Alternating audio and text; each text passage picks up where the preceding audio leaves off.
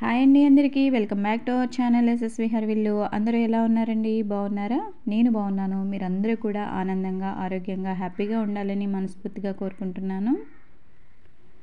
ఇంకా ఈరోజు మన వీడియోలో కాకరకాయ ఫ్రై చేసి చూపించబోతున్నానండి. చాలా టేస్ట్ బాగుంటుంది, చాలా కమ్మగా ఉంటుంది, రైస్లోకి సూపర్గా ఉంటుంది. ఒకసారి మీరు కూడా ఎలా చేయాలి ఏంటి అనేది చూసేయండి. చాలామంది పిల్లలు ఇష్టంగా తినరు కదండి కాకరకాయ కూర అంటే, చాలా చేదుగా ఉంటుంది, వద్దు అని చెప్పేసి పేచీ పెడుతూ ఉంటారు కదా. అలా పేచీ పెట్టే పిల్లలు కూడా ఇష్టంగా తినేలాగా చేసి చూపించబోతున్నాను. ముందుగా నేను ఒక హాఫ్ కేజీ కాకరకాయలను తీసుకున్నానండి. ఇలా సన్నగా ముక్కలు కట్ చేసుకున్నాను. ఆయిల్ వేడికిన తర్వాత ఒక 75% అయితే కాకరకాయ ముక్కలను వేయించుకోవాలండి.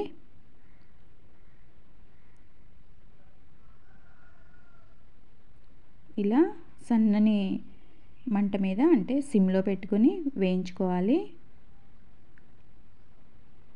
నేను మీకు రెగ్యులర్గా పూజా వీడియోస్ షేర్ చేయలేకపోయానండి. దానికి కారణం కూడా చెప్తాను. మాకు ఒక 15 డేస్ అయితే మైల్ వచ్చిందండి. తర్వాత వెంటనే మరొకటి కూడా వచ్చింది. తర్వాత నాకు కొంచెం హెల్త్ డిస్టర్బ్ అయింది.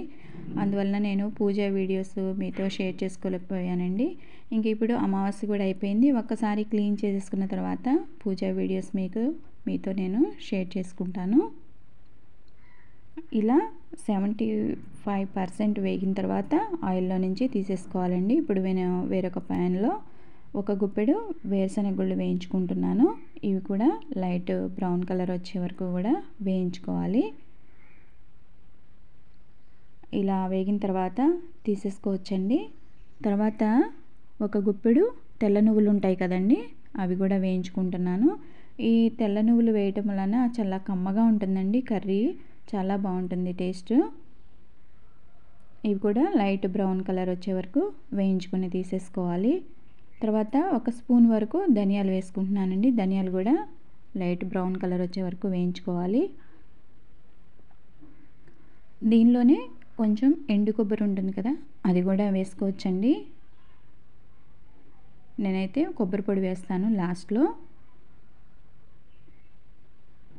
కొంచెం వెల్లుల్లి రెబ్బలు, ఒక హాఫ్ టీ స్పూన్ వరకు జీలకర్ర వేసుకుని గ్రైండ్ చేసుకుని పక్కన ఉంచుకోవాలి.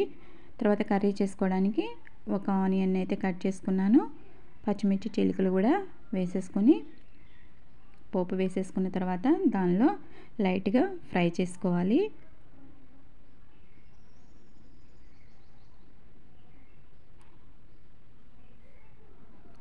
ఇలా గ్రైండ్ చేసుకోవాలండి మిక్సీలో. తర్వాత ఇలా కాకరకాయ ముక్కలను కూడా వేసేసుకొని, ఉల్లిపాయ ముక్కలు వేగిన తర్వాత కాకరకాయ ముక్కలు కూడా వేసేసుకొని ఒక 5 మినిట్స్ అలా ఫ్రై చేసుకోవాలండి. ఈ స్టేజ్లోనే మనం కొంచెం పసుపు, ఒక 2 స్పూన్ల వరకు సాల్ట్ పడుతుందండి, సాల్ట్ వేసేసుకొని కలిపేసుకుని ఒక 5 మినిట్స్ అలా ఉంచేసుకోవాలి. తర్వాత మనం గ్రైండ్ చేసుకున్న పౌడర్ ఉంది కదండి, ఆ పౌడర్ కూడా వేసుకుని మొత్తం కూడా కలిపేసుకోవాలి. ఒక 2 టీ స్పూన్ల వరకు మనకి కారం పడుతుందండి, కారం వేసేస్తున్నాను. కారం వేసిన తర్వాత మొత్తం అంతా కూడా కలుపుకోవాలి. తర్వాత నేను కొబ్బరి పొడి వేస్తానని చెప్పాను కదండి, కొబ్బరి పొడి వేస్తున్నాను. ఇలా కర్రీ అయితే ఇలా వచ్చేస్తుందండి. మొత్తం అన్నీ వేసేసుకొని కొంచెం ఒక 5 నిమిషాలు ఫ్రై చేసుకున్నామంటే సరిపోతుందండి. ఇలా రెడీ అయిపోతుంది కర్రీ.